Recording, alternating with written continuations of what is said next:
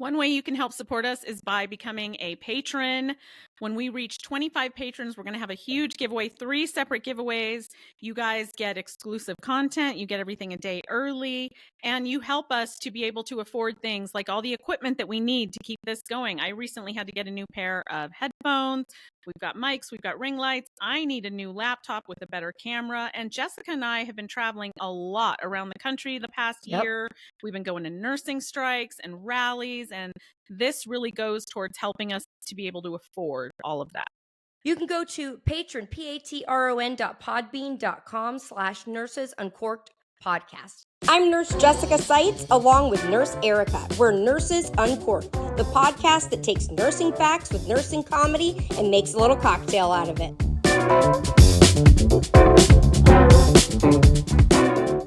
Hi, everybody. Welcome back to Nurses Uncorked. I'm super excited this week. This is Nurse Jessica Seitz coming at you again with the lovely Nurse Erica. And we are on a roll with nurses associations. And today we are going to be talking to this lovely and very smart lady with the Kentucky Nurses Association. So today we have Delanor Manson. I'm going to tell you a little bit about Nurse Delanor here in just a moment, but we wanted to say thank you, Delanor, for coming on Nurses Uncorked. Thank you. Welcome. Well, thank you for having me. I appreciate the opportunity to talk about nursing and nurses at any time. Awesome. Well, I'm gonna just chat about you for a little bit here and let you listen. And if we say anything wrong, you tell me, okay? Please do. So we are welcoming today, we're Delanor Manson, the Chief Executive Officer of the Kentucky Nurses Association, the Kentucky Nurses Foundation, and the Kentucky Nurses Action Coalition. She's a registered nurse, a healthcare executive, and a visionary leader whose career has focused on innovative medical initiatives in both patient care and complex administrative settings. Nurse Delanor has committed her career to furthering the nursing profession via education, advocacy, research, and support. In addition to a BSN from the University of Kentucky, she holds a master's degree in healthcare administration. And I love this part. Delanor also served for 27 years as an officer in the U.S. Navy, which is so impressive. Amazing. We could do a whole podcast about that, probably a whole separate topic. One question actually I wanted to ask, though, is it true, or am I just hearing something that's not true? Were you in retirement and decided to come out to support the Kentucky Nurses Association? Did somebody draw you out of retirement? Or is that not a true thing? Erica told on me, didn't she? I know she did. That is all true. I had retired and started an art gallery. I design and make jewelry, and I support a lot of emerging artists. And so I have an art gallery in a hotel in downtown Louisville. And my passion is helping emerging artists to succeed. So, yes, I was in retirement. I had planned to run my art gallery and travel. And then I was tapped on the shoulder. One of my colleagues said, we need you. You should come and work with the Kentucky Nurses Association and help us in the state of Kentucky. And I said, yes, I'll do it. How could you say no? Really, somebody says we need you. That's a hard one. That's a hard one. Well, I'm sure the nurses of Kentucky are grateful that you have sacrificed some of your retirement to be there for them. And you have accomplished some things. So let's get into some of it. Thank you so much for being here today. The reason, first and foremost, that we reached out and invited you to come on the podcast was because recently in March, Kentucky passed House Bill 159, making Kentucky the first state, and to date the only state, to decriminalize unintentional medical errors. This ensures that healthcare workers will be immune from criminal liability for any harm or damages to arise from making a mistake, an unintentional mistake. This is landmark legislation and a huge victory for the nursing profession. Yes, absolutely. We are impressed. Thank you. We are. And it didn't just pass. It passed unanimously with bipartisan support, which almost never happens. And so my Right. first question is, take us back to that day when it passed. What was that like for you? Well, I can tell you that we were sitting in the gallery. We were doing our Nurses Day at the Capitol, and I am telling you, it was like thunder in my chest to watch this pass and know that we were going to help and support every single nurse in the state with this bill. It was, they wouldn't let us clap, but there were a few of us that they almost had to put out because we clapped. But the key here is we worked really hard for this, and we had a lot of support from our lobbyists and so many of the legislators, because they had lots of questions about how does this work? Why are you doing this? How is it going to help healthcare systems if this passes? And I was very impressed with many of the legislators because they know they know legislating, they know legislators. They do not know healthcare. Right. And so when it comes to healthcare and we want to get something passed, they depend on us to provide them with the foundational information and then the other pieces of information that they need to build on, why it's so important that it'll pass, how it's going to help patients, how's it going to help nurses, are there any drawbacks? They ask a lot of questions, and I really applaud them. But they know where to go and get the answers too. So we are that place. Absolutely amazing. That would have been hard not to clap. Oh, it was hard. Like I said, we almost got put out. We could barely keep our hands from going. I can only imagine. So it was so awesome. The Kentucky Nurses Association, you guys didn't just champion to get the bill passed. You literally wrote the bill, which is huge. Found sponsors, found supporters. You testified at committees. So this was essentially your creation, your baby. Can you tell us about the process of doing that? Like, how do you write a bill? I mean, without, having to tell us all specifics, but how do you get all that going? So you want to know how the sausage was made? Yes. Is that what how was the baby made? How do you make a baby? You don't want to talk about that. Sausage. Okay, we'll go with the sausage. Well, first I want to say that it is a very proactive approach, and that is the Kentucky Nurses Association way, is that when we identify an opportunity to address, we want to look at, is it a current problem? Is it a potential problem? Has it been a problem in the past? And so for us, we've not had this problem where a nurse has been criminally charged. Okay. But Tennessee has. And so in listening to, reading about, investigating, and doing the research, we identified that it could happen in Kentucky. And we knew that if it happened in Kentucky, some of the same things that happened in Tennessee in terms of nurses not wanting to stay in the profession, not wanting to stay in the state, could happen to us. And we have a nursing shortage.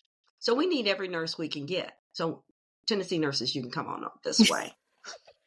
But we knew that we needed to have something to protect the nurses. And so we started with what could have protected the nurses. And when we talk about this protection, we're talking about errors that are unintentional, systems errors, things that human error. And when you think about first of all, how long it takes for us to get our education, to get our license, we really want to make sure that our license is secure and that it won't be taken away and we won't be criminally charged for being human, because we all are.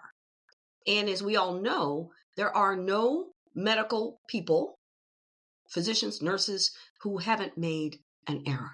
That's and correct. If they tell you that they've never made an error, run, because they're not telling you the truth. They're hiding and so something. the key Well, absolutely. So what we did, and when we were doing our research, is we looked at what did we want to have in place to protect nurses. And then we wrote what we thought should be included in the bill. And we found us some champions in the legislature and said, okay, here's what we like to do. Here is the reason we want to do it. Will you help us? And Jason Enema said, I'll help you. And he said, but I need a lot more information. I mean, I need to understand, because he's an attorney and he's one of those people who really believes that we need to have the answers, even if people don't ask us the questions. We need to be ready. And Right. so we drafted what we thought should be in the bill. He took it to the LRC and they crafted it and put it in a bill format. And then we started talking to other legislators before it was filed. Now, we had initially wanted to file it last year. So we had started on it and decided, well, maybe the timing isn't right. And then this year, after talking with people, we said, oh, the timing is right.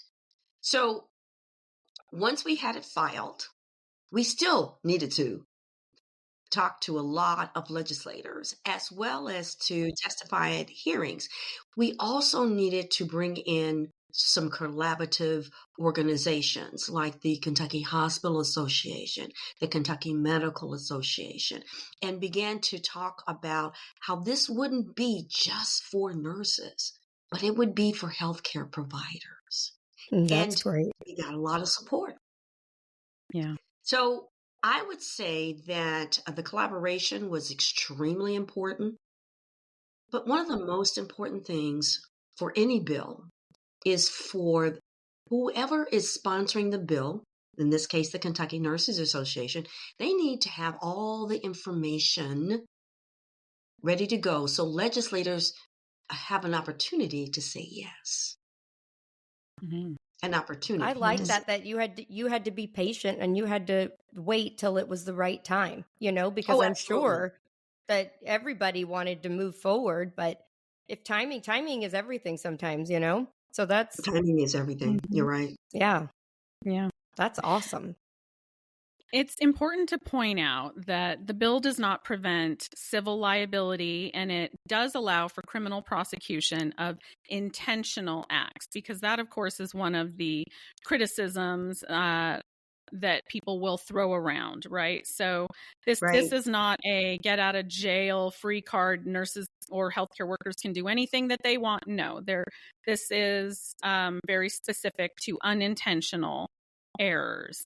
And so I just want to put that out there. But you touched on this. I think it's important to really point it out to give you guys the credit you deserve. Kentucky has not had a case of criminal misconduct against a nurse, thank goodness. But despite that, the Kentucky Nurses Association had the foresight to be proactive instead of reactive by getting this legislation in place before there would be any type of case against a nurse or healthcare worker, which just makes this even more impressive. And so I just really want to give you props for that. Was there anything you wanted to add to that? Absolutely. The Kentucky Nurses Association has been around for 118 years. And we've been on the forefront of development for the profession of nursing in Kentucky. And we feel like, and we accept the responsibility for every single nurse in the state. There are 90,000 of us plus. And while no one says, this is your job, you do this, we accept that responsibility and that opportunity. And so we're constantly thinking about what if. It is so much easier, even in healthcare, if we can prevent the illness versus responding to the illness. That is how we focus on the advocacy that needs to be done for nurses and for patients. How do we prevent? Yeah. How do we prevent? Yeah, you may have saved great somebody. Analogy. And you probably have saved somebody from being criminally prosecuted, you know? That's Well, amazing. and the rest of that story is, and this is the big part about this, is if nurses and other healthcare providers feel that they will be criminally prosecuted, they may not report that error. Mm-hmm. And if they don't report the error, I can assure you it's going to happen again. Yes. And when patients suffer, nurses suffer. And so what we want is a safe environment to provide care. And when a mistake is made, how can we learn from that? What can we do with our system? And whether it's the training or equipment or delivery process, how can we analyze the system that allowed that error to occur? And then how do we prevent it from happening again? If they are not reported, will that type of evaluation even happen? So we want to really encourage individuals who make mistakes to report mistakes so that we can fix the system to prevent mistakes. Yeah, that was one of my questions, and I think I'll just skip ahead to that one since you're touching on it. But by recognizing that unintentional mistakes happen, HB 159 really does encourage that just culture. That's what you're describing, is just culture of quality improvement and open communication. I'm still surprised, though, that there are so many people out there, both nurses and the general public, that are really unaware of A, what just culture is, and B, the importance of it. I think it's just a term that, you learned about it in your BSN or ADN program, but you've forgotten, or you truly don't know what it is. Can you kind of just break that down in elementary terms for people, what just culture is and why it's so important? I would like, yes, the answer is yes. The key here is, as nurses, we're all about quality patient care. And when we think about just culture, or if we had to describe it, it's balanced accountability for what is happening to the patient and delivered by the nurse or the healthcare professional. So if we make a mistake, it doesn't mean that we don't acknowledge the mistake or we say that it didn't happen. We say a mistake was made. And in order to make sure that that mistake doesn't happen again, as I mentioned earlier, we need to evaluate all of the components that led up to that and identify where we can change those pieces in the system to make sure it doesn't happen again. That's just culture. I had a young lady tell me once that when she made a medication error, she says, well, that's not just culture. And I said, what part about that is not just culture? You're not supposed to notice. And it's like, oh, no, that's not just culture. No, not just at all. culture is we identify the error. We find out what we need to do to prevent it from happening again. We do our analysis. And then we put those pieces in place to make sure it doesn't happen again. That's just culture. And she said, well, that's not what I learned. And I said, where'd you go to school? Anyway, that's a different story. Yeah. She was probably those Florida nurses. Oh, gosh.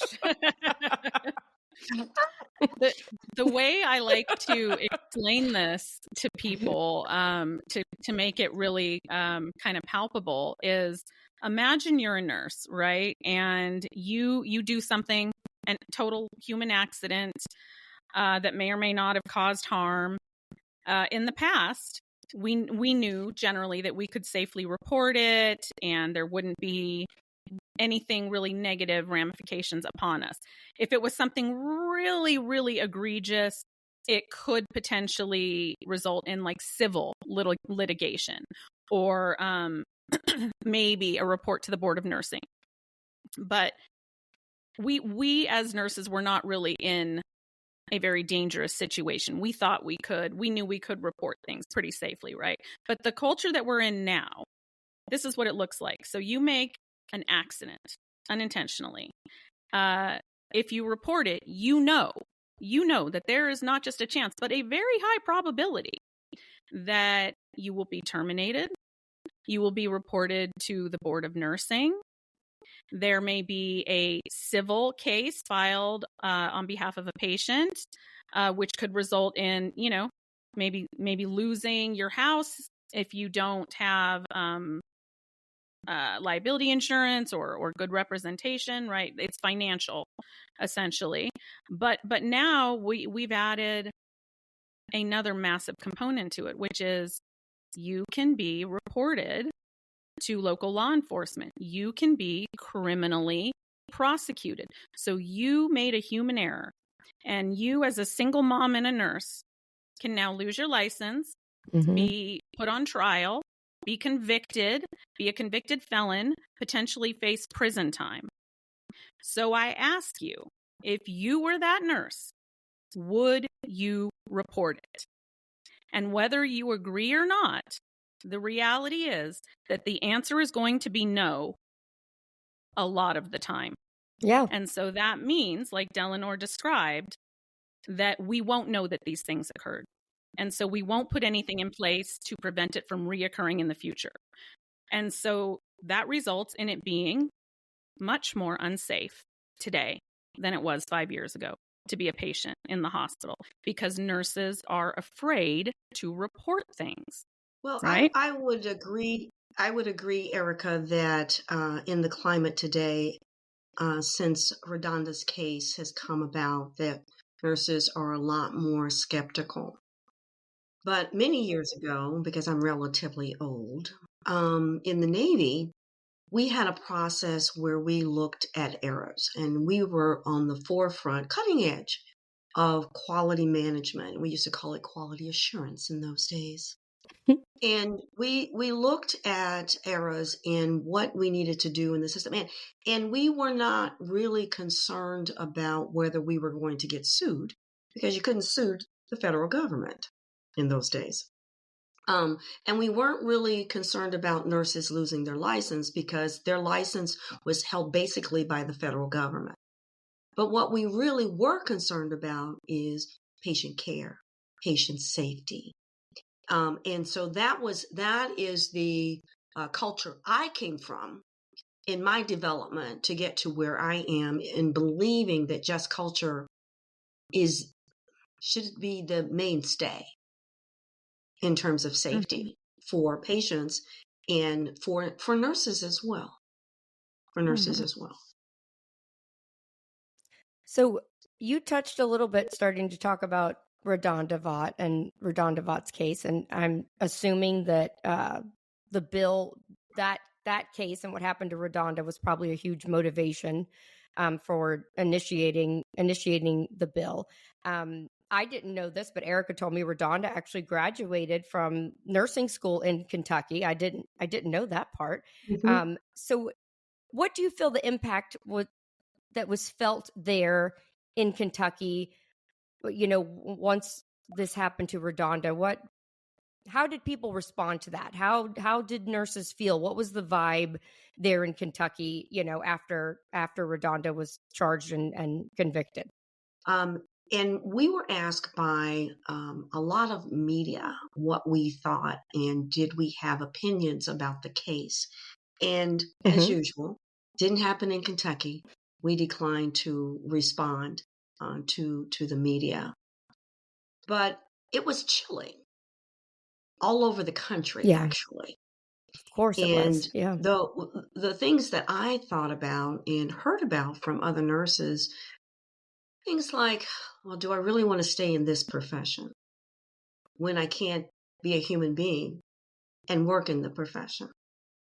How do I protect my license, my family, my livelihood? I might make an error. And I said, oh, you will make an error. No, there's not a might. You will make an error because you're human. Yeah. But it was very chilling. We also heard from nurses who were living in Tennessee and going to school in Kentucky, who said, I don't know that I'm wanting to get licensed in Tennessee now.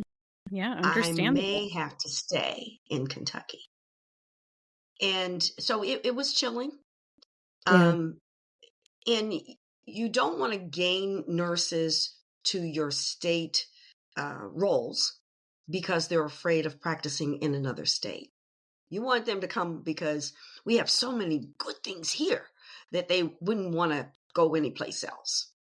But we did hear from nursing students who said, just not sure. And just not sure that I want to work for that organization. Just not sure. I don't blame them. Yeah. At all. Yeah. I had kind of skipped ahead in the questioning, so I'm going to let Jessica take this next question. Oh, I get to go again. Yay. Go twice. The law has provided hope for the first time in the wake of RaDonda Vaught's case. Do you think this will help with nurse recruitment, retention, and those considering going into nursing? That's kind of, piggybacking a little bit on the last question we had, but I would hope it does. But what are your thoughts on that? I really think it will, especially in Kentucky. It is an honor, but we earned it to be the first, and at this point, the only state. I hope we are not the only state for long, because this is so important to the profession. If we want to retain our wise nurses, then we have to make it so that they are not so fearful that they may be pushed out of the profession. If we want to recruit new nurses, we have to make sure that they understand that they are valued, and they are valued as human beings, not as individuals who are expected to never make a mistake.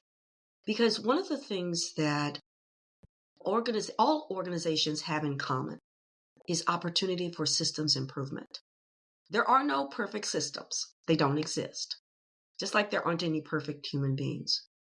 But when a new nurse goes to work for an organization, they want to know that that organization is going to support them. This is one of the ways that if you're in the state of Kentucky, then organizations can say, oh, yes, we're going to support you. We are going to support you because we're going to look at our systems. We're going to look at where we can improve. But that doesn't mean you shouldn't have malpractice insurance, though. And Nurse Erica mentioned that earlier. And I would like to make sure that we encourage nurses to investigate, consider, and purchase. Okay? I agree. Because it is important that you as a nurse, as an individual nurse with an individual license, that you have the means to protect yourself. Yes, very, very important. So one of our hopes with having you on the podcast, in addition to just really singing your praises, is our hope is that other states will follow suit. So has the Kentucky Nurses Association reached out to other state nurses associations, or the ANA, or Tennessee? Which, for those that don't know, Tennessee is where RaDonda Vaught was prosecuted and convicted. Have you reached out and offered any support for them to get started? We have not reached out. I have to tell you, we've been running pretty fast and furious. However, we have stopped to answer the phone when people call and say, can you talk with us about what you did, how you did it, time frames, what we should do first, how we should prioritize. So we have answered the phone, but we have not reached out. Okay, fair enough. Fair enough. You're willing to help guide if somebody needs guidance. That makes sense. Yeah. Absolutely. And one of the things I did when it passed, I was very excited and I felt really good about the Kentucky Nurses Association's work, was to contact the ANA and say, okay, who else is out there with us, who's done this? And they said, well, we can't find anybody. We'll keep looking. But we don't think there's anybody out there that has accomplished this feat.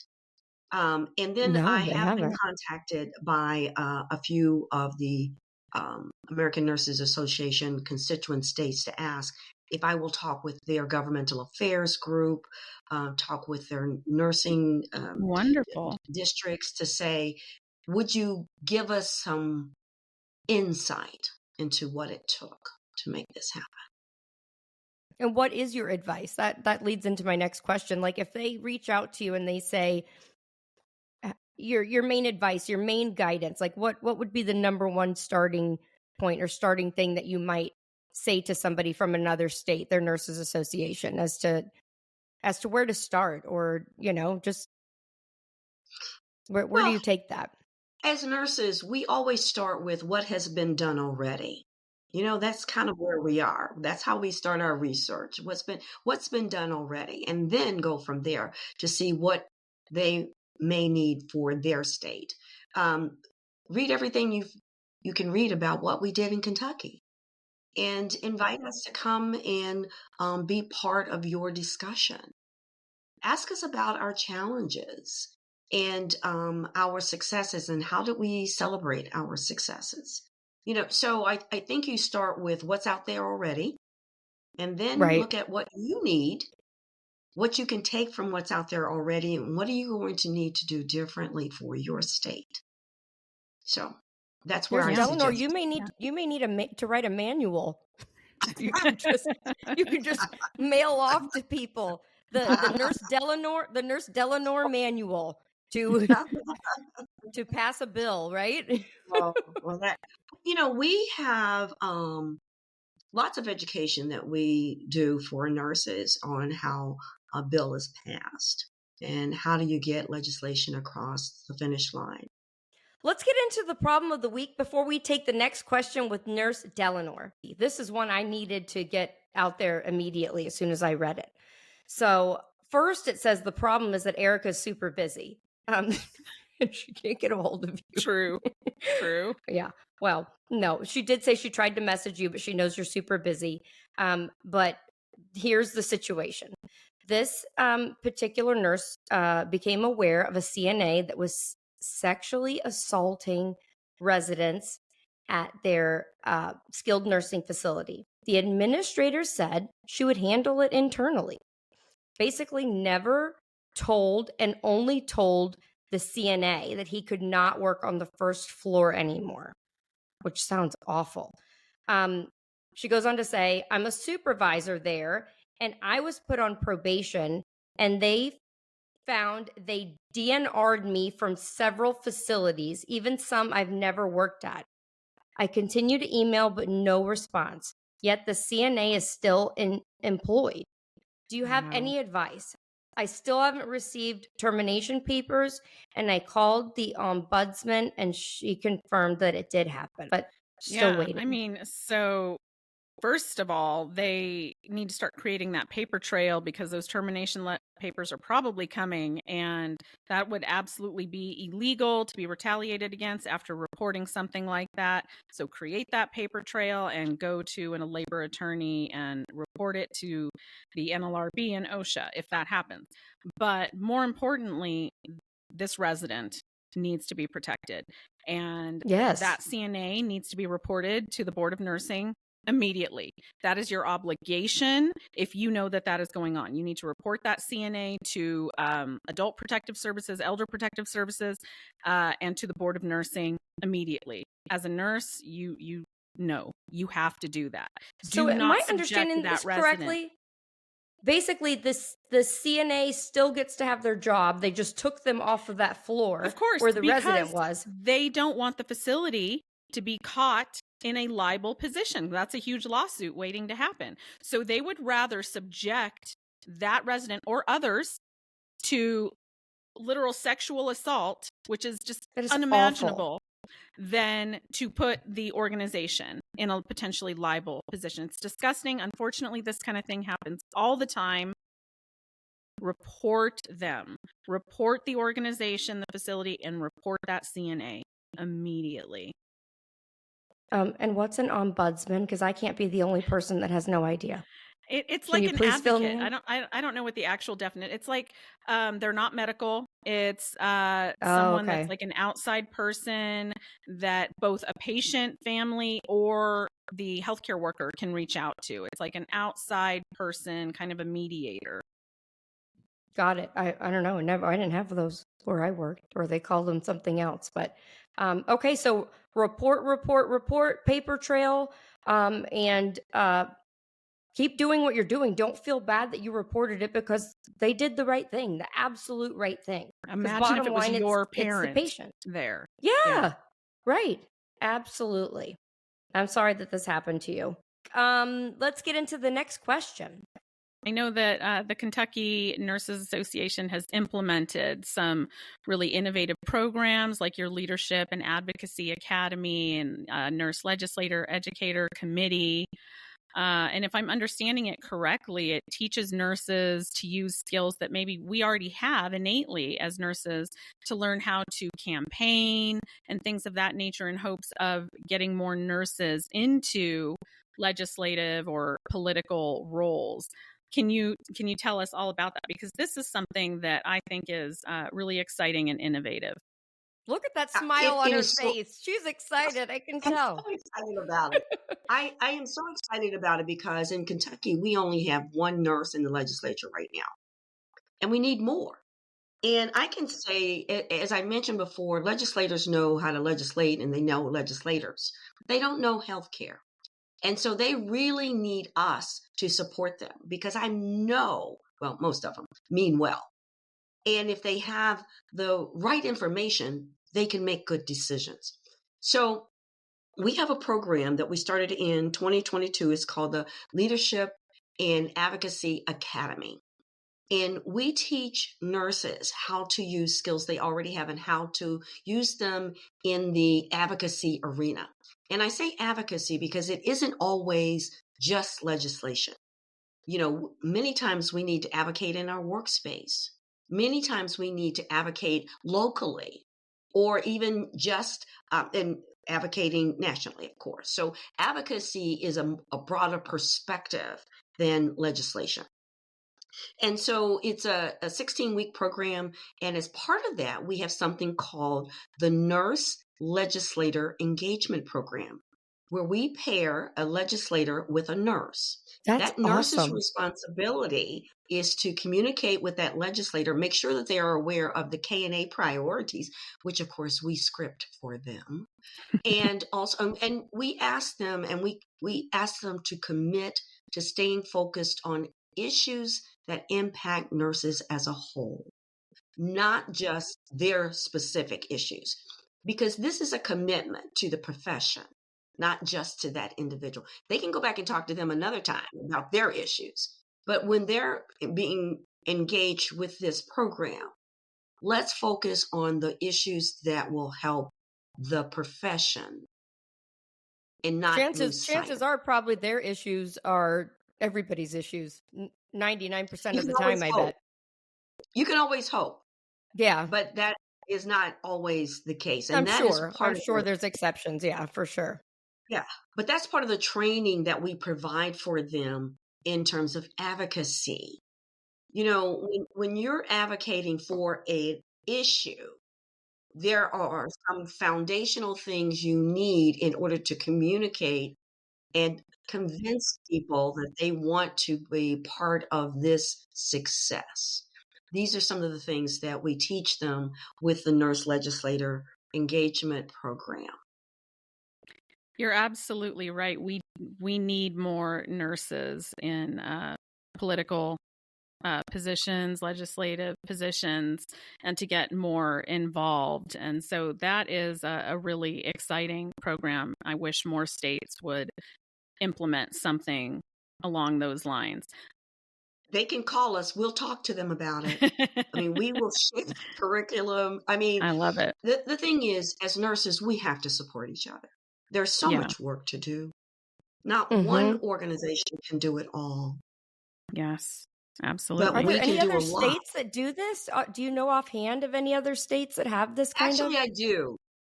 There are other states who are focused on leadership development. But that combination, I'm not sure of any states that have leadership and advocacy together. And so awesome. we wanted to do that because we were really focused on how do we get nurses to get engaged with where the decisions are being made. For instance, Right. we encourage nurses to be on boards and commissions. And when we talk about boards and commissions, we're not talking about, when I say just, only nurse boards and commission. We're talking about the water company board, the electric company board, your school board, boards where our perspective as in looking at social determinants of health would be of help to that board to make good decisions. Yeah. And so we are pushing the envelope for nurses to get engaged in not only thinking about being part of the legislature, but also other boards and commissions. That's great. That's how we affect change. I love it. And so HB 159 is not the only legislation that the Kentucky Nurses Association has been actively involved in. In fact, the KNA has become a bit of an advocacy powerhouse, dare I say, over the last couple of years. I know HB 176 is another one. It's a Workplace Violence Against Healthcare Workers Act. Can you tell us more about that? I'm very proud of that one as well. That we were able to get that passed last year. Our sponsor, again, was Jason Nemes. Yep. By the way, he was the Citizen of the Year for us. Nice. Of all the work that he did with us and for us. We may need to get Jason on the podcast too. Right? Yeah. Absolutely. Sounds like a great individual. Yeah. He is. And his mother's a nurse. So when I called him to tell him that he was getting the award, he was at a baseball game. And he turned around and he said, "Mom, I'm going to be Citizen of the Year for the Nurses Association." That's wonderful. Pretty awesome. So HB 176, which was passed last year, was focused on workplace violence prevention, another issue that was identified when the KNA did a pulse survey of nurses and why they were thinking about leaving the profession, or were they thinking about staying in the profession, or what could we do to help support them in the profession. And so workplace violence was identified as an issue, right? So we said, okay, what do we need to do to address workplace violence so nurses, we can retain nurses, we can recruit nurses, so that they don't think that being harmed in their workplace is just part of the job, because it is not. Right. And so we looked at the statistics from the U.S. Bureau of Labor Statistics to say, okay, this is a big problem. And it's a big problem everywhere, but we can't fix it everywhere. But we can work on fixing it in Kentucky, right? So 48% of nurses report an increase in workplace violence. 63% of medical providers report injuries from violent attacks. Healthcare workers are 5 times more likely to experience workplace violence over any other industry. This includes policemen. Yeah. Wow. Now, it's terrifying. It is so scary to think that today I'm going to go to work to help people and I might be harmed. So we thought, well, what do we need to do about that? How can we address that? So I'm going to give you a few more statistics because I think that these are important for people to realize that violence in the workplace is not unusual. I remember doing a talk for the local Rotary Club, and I was talking about violence in the workplace. And this older gentleman stood up and said, "Oh, nobody's going to hurt a nurse. You're always there to help us." And I said, "Sir, let me show you some pictures. Let me show you some pictures." And he was in a state of shock because he said, "Why would anybody harm a nurse?" And so I couldn't give him the whole list of the whys, but I did want him to know that it is happening. It is a major problem for retention and recruitment and nurse safety. And so we want to address this issue. So healthcare workers are hit, kicked, scratched, bitten, spat on, threatened, and harassed by patients with surprisingly regularity. 80% of nurses reported being attacked on the job within the past year. 70% of all non-fatal workplace assaults causing days away from work is in the U.S., is in the healthcare environment. Data shows that violence-related injuries are 4 times more likely to cause healthcare workers to take time off from work than any other kind of injury. So those statistics are startling. Mm-hmm. And when I shared those statistics with the Rotary Club individuals, they were speechless. So the next thing that we did after we looked at the statistics is to look at types of workplace violence: criminal intent, customer-client, worker-on-worker, including bullying, and then personal relationship injuries in the healthcare workplace. So in looking at how we were going to define the violence and the statistics that say is definitely happening, the next step was, what can we do to prevent it? And so, again, we wrote some statistics and wrote some language that Jason Nemes took to LRC, our Legislative Research Commission, and they crafted the legislation, and we began the dialogue. This time we started before we filed with Kentucky Hospital Association, Kentucky Medical Association, long-term care, and other healthcare provider organizations, and said, this is what we want to do. Now, we thought we might get a lot of pushback because many people think that in order to do the training, and do we need to put in metal detectors, and what are the things that are going to cost the organization money? We really had to help people to see the opportunity to save lives, save nurses, have retention and recruitment. Because when you have nurse turnover, that's a very expensive activity for any healthcare organization. It really is. So we got the legislation written, and then we testified. We answered a lot of questions, and we got it passed. And so the Cabinet for Health and Family Services is developing the structure for organizations so that they can do the training, collect data on the injuries, and monitor the environment, and making sure that everyone is committed to a safe workplace.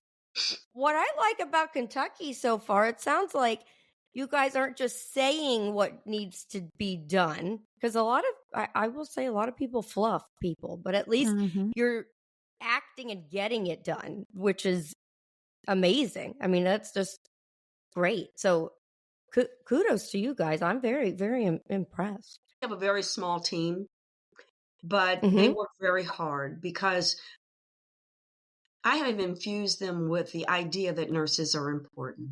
They got it right there.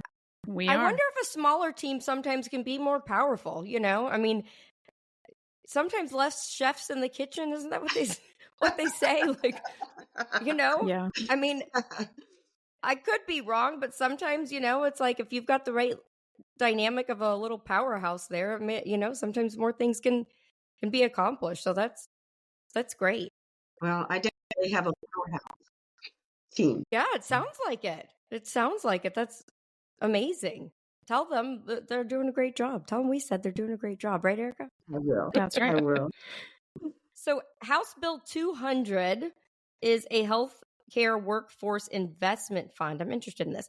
Can you speak to that and how the Kentucky Nurses Association has been involved with it?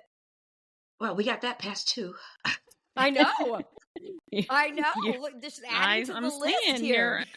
You're an advocacy powerhouse the last couple of years. You're just checking them off the list. It's awesome. Well, thank you. It is a lot of hard work. We have, as I mentioned before, we have a lobbyist, and she is phenomenal. And she's only been with us for a few years, but her reach into the legislature is really good. And she supports our grassroots efforts too. I'll have to tell you about our Pay It Forward program, but we have a number of grassroots programs where we communicate with legislators, and it truly does make a difference. But HB 200 is a what we call a workforce pipeline bill, and it was passed last year, but it was not unfunded. And so the whole purpose, and it is for healthcare workers, not just for nurses, but a way for what we call a public and private partnership, so that private organizations, hospitals, long-term care would be able to put up a percentage of money, and then the state would do a match or support. So we're working on getting that funded so that we can increase our healthcare workforce. But I would say that in the last 2 years, we've participated in some major legislation for the state. Yeah, sounds you like sure it. have. You're really setting a great example for other state nurses associations, hopefully to follow suit.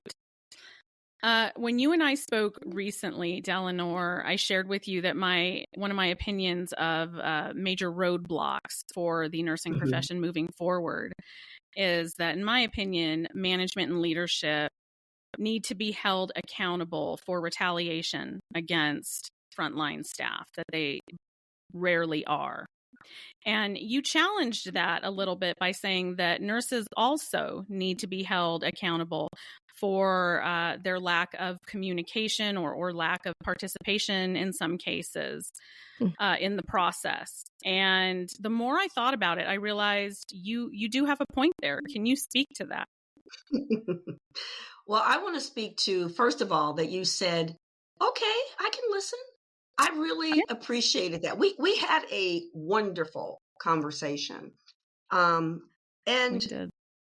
I know that we have opportunity for improved support from all sides of nursing. But we also have opportunity for improved communication, and there is not one group that is at fault for what is not working between us. And the us is nurses. You see, I realize that there are so many other healthcare professionals who are down on nurses. We don't need to be down on each other. True. We should be lifting each other up in every possible way that we can. But there are some barriers to that. And some of those barriers are knowing what the problems really are and what are the potential solutions, and having everyone at the table having that conversation.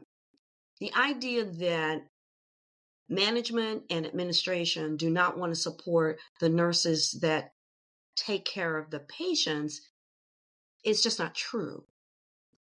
What is true is there may be some miscommunication about how to get that done. And I think that is very true, because I was speaking with a novice nurse not too long ago, and he was telling me about his challenges. I mean, he was having a myriad of challenges, but the two that came to the surface for me were that when mistakes were made, he was told not to report them because it would get them in trouble. And so in talking with him, where he was getting that from was from his peers. And so I asked him, have you spoken with your supervisor about that? And he said, no.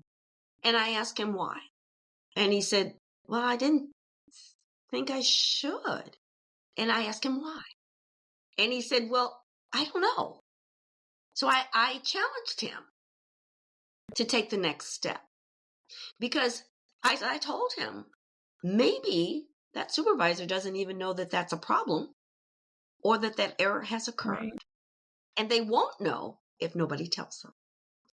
But I also said that from the supervisor's point of view, and supervisor hasn't even been given a chance yet, Mhm. But no, I mean, seriously, True. supervisor hasn't been given a Well, chance.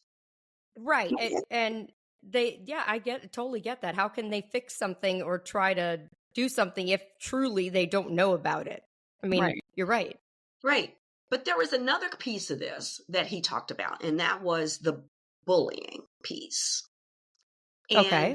when I spoke with Erica, she said, managers and administrators need to stand up and protect. And I said, oh, well, can we talk about that? And the talking about it is there are two pieces of that. Nurses need to stand up to protect themselves. So if you bully me and I go tell my supervisor to fix it, that's not the way it should work. Maybe the three of you all could sit and maybe you could tell the person to stop, but your supervisor should not be solving this issue for you. Maybe they can help you develop tools to do that. But the idea that you're going to tell mommy or daddy to fix it for you, we as nurses have skills to problem solve. And we problem solve all day, every day for everybody else, but not for ourselves. So we want to define ourselves. We want to speak for ourselves. Then let's do those things at all levels, not just in advocacy, on scope of practice, but on all levels of discussion. For instance, and Eric and I talked about this. This was a staffing issue. Staff says, I need more help. Well, more help to do what? How do you need more help? Well, what is it that you need for them to do? Well, I just need more help. Can't get to more help in that stance. Let's explain it. Yeah. Let's communicate it better. That's true. Yeah. To define what does help for you, this situation right now, today, what help do you need? Do you need someone to do X, Y, and Z? Or do you need somebody to do X? What is it that you need that I can help you do? Mm-hmm. And so we talked about how we as nurses can help each other succeed and lift each other up. And we need to stay focused on not trying to divide us, management, administration, staff nurse. We need to figure out what we can do together to resolve the issue and all of our responsibilities as nurses. Yeah, the part that I really resonated with me was, there is kind of a general, not to generalize, but there is often a level of apathy amongst nurses, and they are very resistant to getting involved. Yeah. And so it's true. Nurses do need to take some ownership of whatever the given situation is and be an active participant. It's one thing to just tell someone, right? To, mention it to your manager in passing because they happen to be out at the nurses station. It's another thing to actually write it down, to schedule an appointment with your manager to actually talk about it, make it official, come up, get involved. But nurses think that they can just mention it in passing and go, well, they know about it and they didn't do anything. Well, that's not enough. That's not enough. You've got to not be afraid to get involved and be part of the solution. Well, I would say one great example, I was going to say one great example is like a lot of times in the bullying aspect, until you approach the bully, sometimes that bully in their mind doesn't think that they're a bully. Like, True. There have been many instances that I have heard from nurses that until they confronted that person honestly said, I had no idea. I thought that I was being helpful. I thought that by breaking you down, I was making you stronger. Like, a lot of times those things can be dealt with one-on-one and nipped in the bud. Now, you do that and somebody continues and continues harassing you, that's a different story. But a lot of times the communication needs to happen, and then sometimes those nurses will all of a sudden say, I had no idea, but now that you say that, I seem horrible, it's just an example that goes back to, like you were saying, try handling it in a different way first and see if you can resolve it. I mean, do you agree with that, Nurse Delanor? I do. I honestly believe that we owe it to ourselves, we owe it to our profession, and we owe it to our colleagues to be able to say, I own some of this, and I'm not going to be a victim. I'm not going to let that happen and me just stand there and say nothing. I'm not going to be the puddle in the middle of the floor. I'm going to stand up and say, no, that wasn't very nice of you to say that, or to do that, or to leave me with the patient knowing I needed help, or to tell the family that I had done X, Y, and Z was not very professional. And this is a perfect example. I had a nurse who told another nurse that another nurse had done something. It's a game of telephone. Okay. Yeah. It was.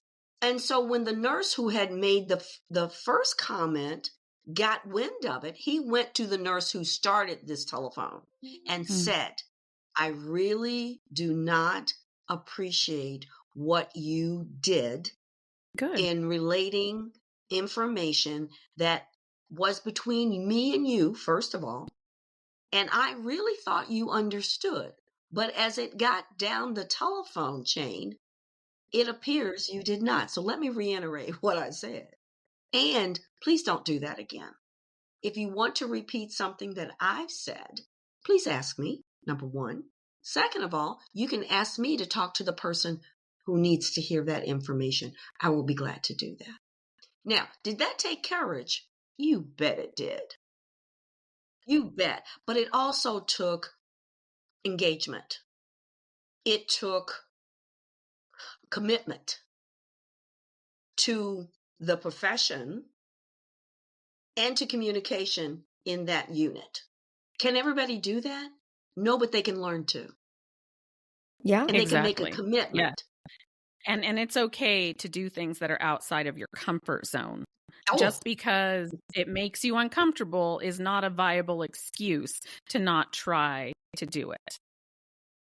Well, if we see it as part of our responsibility, Erica, then even though it's outside of our comfort zone, we have to try, like you say.